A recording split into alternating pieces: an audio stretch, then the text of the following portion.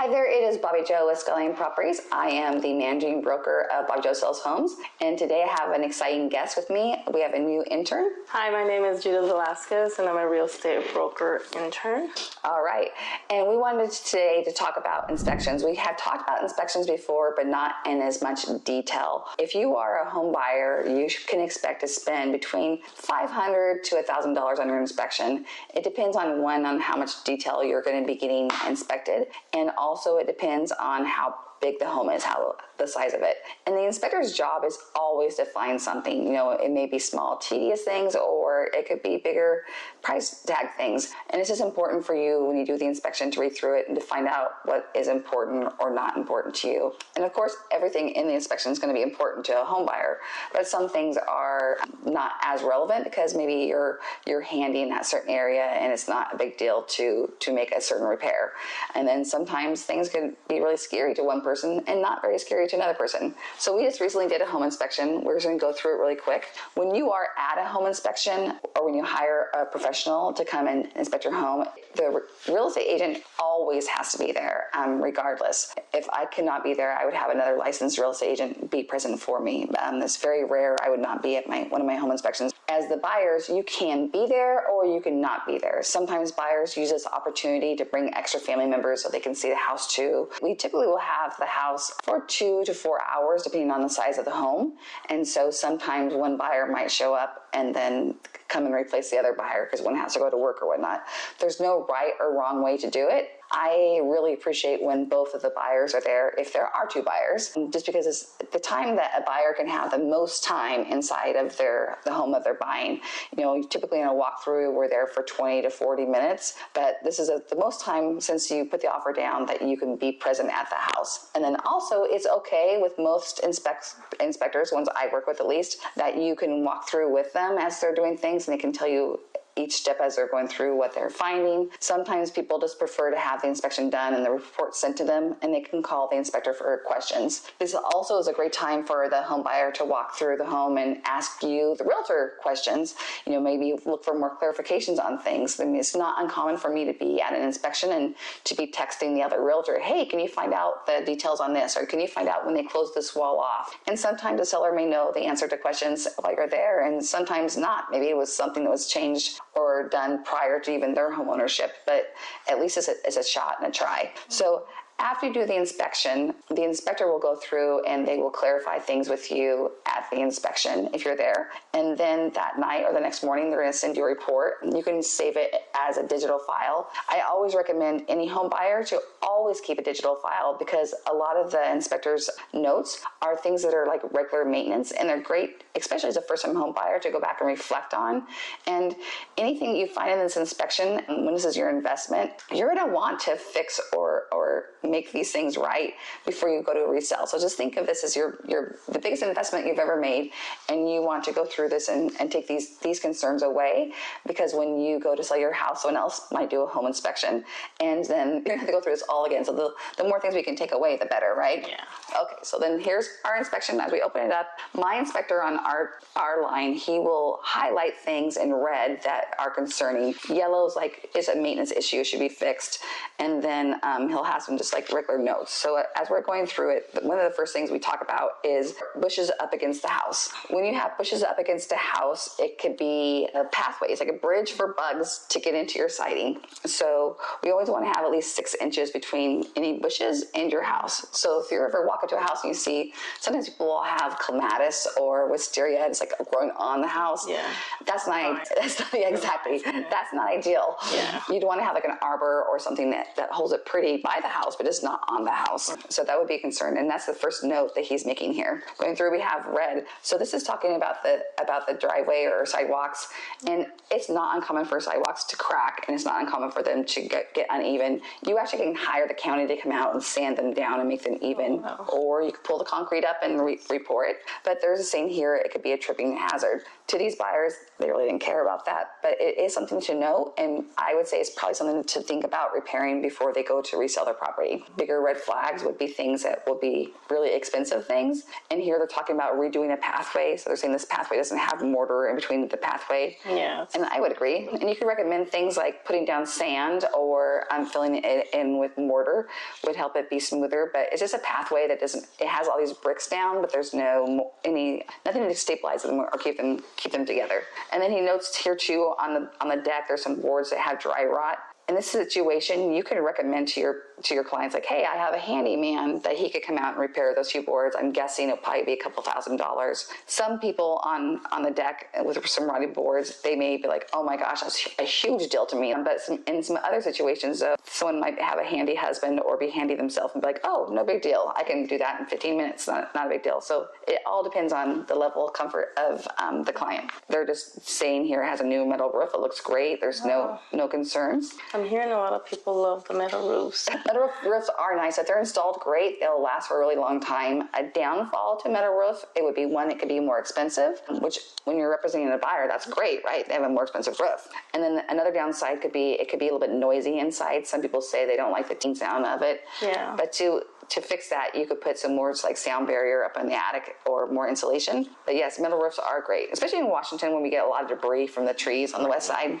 And here he's just talking about the valleys of the roof. And on here they're saying that this on the skylight there's some moisture up in the area. I would advise my client before backing out the offer, because of something like this, I recommend them like, hey, let's get a second opinion. On the inspection, we have like so much of a timeline where you can ask for the inspections, respond to the inspection. And then there's another section that says, after the inspection, we have so much time to get a second opinion out there. In certain areas, if your clients are saying, oh, that really concerns me, then as a real estate agent, we should be advising them saying, okay, let's research this more. Because during this process, it's our job as a buyer's agent, and it's the job as the buyer to do your due diligence and find out all the information you can to make sure you're making a sound and good decision on purchasing this property. So, and just because you have an issue with some of the rain or whatnot coming in the skylight, we may not have an issue, but other people may be a really big deal. So we want to make sure that we alleviate or get all the information we can for them. So bringing in another inspector to look at just the water or say mold renovation, it will cost more. But if they buy something that is not a good purchase for them, then that would cost even more, right? Or would be even a worse situation. So I would always recommend them to get another opinion. And moving along to on this house also does need exterior paint. And we have a great contractor we can recommend for exterior paint to paint the exterior of this house, because it's kind of a big house. I mean, in my mind, I would probably say the price would be higher to my client. I would say, hey, it definitely needs exterior paint. With a lot of the houses on the main level, you could do it yourself. But if you hired a painter to do all of this, I'm guessing it would be a cost around probably $12,000. And then if it comes in at $10,000 after it's closed, they'll be happy. So if you ever have to kind of give someone a wag, I always try to wag higher, because then when it comes in lower, it feels better to them. And then they're talking about the gutters coming down on this particular house. The gutters are coming down, and there's not a drain spout to pull the water away from the house. And that's important, because you never want standing water, or you don't want pooling puddles close to the house. When you were doing the initial walkthrough, let's say you're doing a listing on a house, these are things you look for too, because you could ask your seller to put those up before you even list the property. So that would be one less check item on their inspection, right? Yeah. So if you notice that, like when I go to a house for a listing and I notice there's bushes against the house and no downspouts, or the drains are not draining away from it, those are just easy fixes as agents we can do in helping prepare the home for a sale. But in this situation, they clean the gutters out. He's noting the gutters look great, but we have a lot of water down here. That's what I was going to say, will go under and damage the property from under the house. Yes. And we live in Washington. It's a wet place. It's not uncommon sometimes for water to get in the crawl space. And sometimes things can just change, right? Like maybe the neighbor took out some trees and all of a sudden now you're getting more water. It's not the end of the world you're getting water, but in this situation, just pretend there is sign of standing water. Like this the inspector's like, hey, the foundation looks great, the vapor barrier looks great, but there's definitely signs that the water keeps pulling in this one area. Well, then we would want to ask the seller, hey, could you please look at having someone go down there and evaluate to see if we need to put in a sump pump. And a sump pump is something that would help pump the water out and get it out from there, just to help keep that foundation strong and intact. And then he just talks about some windows. It's not uncommon to have windows that have broken sills. And just because a window has a broken sill does not mean you have to replace the whole entire window, or pretend that there's a chip in it, like someone was weed whacking and a lock hit the door. You can repair a window. They can actually take a pane of glass out and put it back in. But people always think, oh, I have to replace a window, it's be so expensive. Well, no, we can have the glass man from Puyallup or down in Sumner. They can come up and they can just measure the glass, come back, and they'll open up this window because it has 2 panes, and then they put the new glass and seal it up. You can't even tell. And it's like half of the cost. So it's not as scary, nor is it as invasive or messy. But the main job as a real estate agent on both sides is keeping your client contractually in the contract, if they want to be in the contract, right? That's why it's important for us to remember the timelines. And then moving along, I mean, there's other things that are in there. He's talking about the HVAC system. This particular house just had a brand new HVAC, and so he's going through and he has this little heater sensor that he's sensing how much heat or cool is coming out of the vent. And he's displaying here it's working great. But in the scenario that it wasn't working great, it wouldn't be an automatic, oh my gosh, I should be out. You should be advising your client, okay, let's ask the seller, if you're representing the buyer, let's ask the seller to have an HVAC professional come in and just service the system and see if something needs to be fixed, but when you're on the seller side, as soon as you're pervious to any of this information and you ask for this page, then you need to advise your seller to update his Form 17, meaning that that's a disclosure that you give to the buyer saying, hey, these are all the things we know about our home. Well, after an inspection, any of the information that you get from this, then you have to update your Form 17. Okay. So just always be mindful of that. Okay. Because now it's no knowledge. Yeah, so, you're disclosing it to someone else. Exactly. And then going through this, sometimes the things in the report could be just safety issues. Like in here, they talk about the lip of a door jamb being a little bit high, and sometimes things are like, yeah, whatever. But it could be, if this person had disabilities, that could be a big issue, right? So just because it's not a big issue to me doesn't mean it won't be a big issue to other people. And then moving forward, and here's some more. He's talking here about reverse polarity and a outlet. And that's something if you could call a electrician to come in and look at. And to some people, that could be a huge deal. To some people, they're like, oh, yeah, whatever. It just all determines on what's important to your buyer or seller. The main thing is just making sure that they're well informed and they know what's going on. And here they're talking about the burners. It's nice that the inspector checks the appliances, because you don't always think when you're in a home to turn on every burner. But it's more common than not to have something not working. So I'm glad that they did that too. And okay, going forward, again, we have a reverse polarity, which is a pretty common thing in houses. And I think that means that they switched the wires inside. Oh. I'm not positive though. Don't quote me on that. They go very detailed. Yes, they do. They do go very detailed. And it's nice too, because I'll also will check for GFIs. There's a line that's going to the kitchen. As long as it has one GFI in that run, then it will protect the whole entire kitchen. Oh. And I've gone into houses before where every single outlet in the kitchen was GFI, which a GFI outlet is like $60, I believe. It is excessive.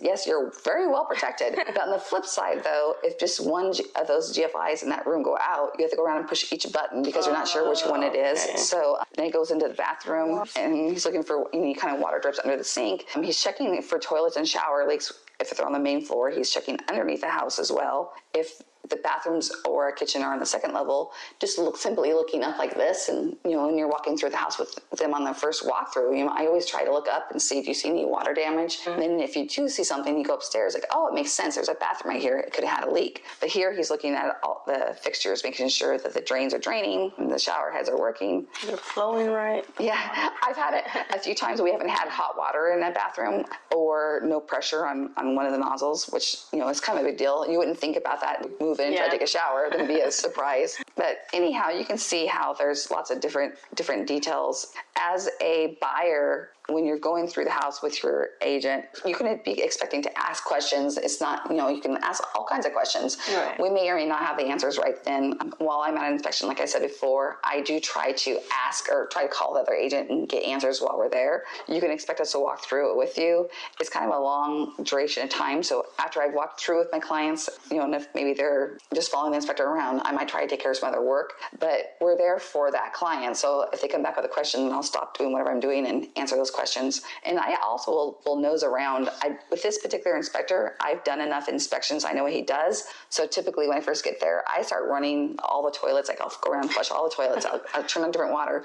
That way when he goes underneath the house, it's just like someone's living there, right? Yeah. I try to do all this while he's on the roof or he's out talking to the client. I just go inside and just start running water. And then also just a note, it came into my mind, if you ever have a listing where no one lives there, I always like to try to go through at least once a week and run all the water and things, because like in the shower or in the bathroom, the seals can dry up. Okay. And so it's important to keep it moist.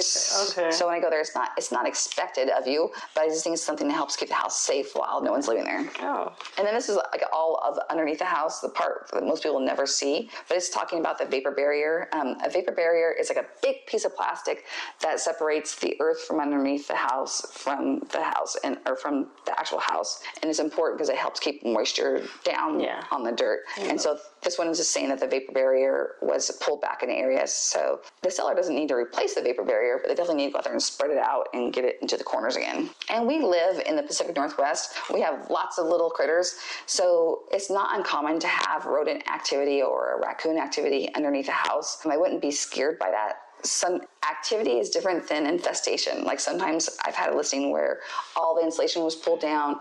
It smelled like a rat underneath the house. In that scenario, it was a huge red flag. Like we need to have a special company come in and remediate that. Clear it all out, fix it. But in this situation, he was just noting there was activity, meaning can we get some new mouse traps underneath there? Maybe have an exterminator come out and set some new traps, and because we don't want it to turn into an infestation, right? Oh, yeah. We don't want them telling all their friends like, hey, I found this really cool pad down here. So moving forward, there's lots of things about water. I think from my perception, like the roof, water damage and or heating problems would all be like big red flags to me. It could be costly. So in this one, he's talking about there was some sign of water damage. It looked like they had fixed it, but there's sign that it had been leaking. So you just want to make sure that you keep checking that area, make sure that it doesn't re-leak. Because they'll seal it, and then weeks later is when it starts again. Yeah, you can't exactly. Yeah, exactly. If you have someone who's handy or is not afraid of things, I've had clients like recrawl a house right before closing to make sure it's not leaking, or you can hire the inspector to come back out and have them just go and check it to make sure things had been fixed, or make sure that it's still looking right. Like this particular inspector, for like a quarter of the price, I believe, he'll come and check things for you. Okay. And then when he's talking about carbon monoxide is a big deal. Like when you have a gas furnace, it can put off carbon monoxide. This one is in the basement. He's noting that it was venting properly, but that's definitely something you want to check. Also, in any home in the Washington state, it needs to have a carbon monoxide detector on each floor. So, and he noted that there was one on each floor. And then going through it, and he's talking about on the panel box here, he's saying some operating and electrical panel exist. Recommended a licensed and bonded install proper electrical panel filler plates. Oh, so he's saying that it's missing two breakers. Like they're not using these two spots, but he's just saying it doesn't have like the metal panel saying it's empty. So big deal, could be a big deal, could be not a big deal. But anyhow, as you can see, it's a whole lot of information. 50 pages. Yes, 50 pages. In this scenario, like we printed this particular one because we're meeting this client later today to do a final walkthrough on their house. So I just wanted to take this with us and give it to them. And also just remind them as a reference of things they can do for maintenance purposes. If you guys have questions about inspections and or the roles of the inspection or what to expect, please reach out to us. Barjo Sells Homes. I'd be more than glad to help you.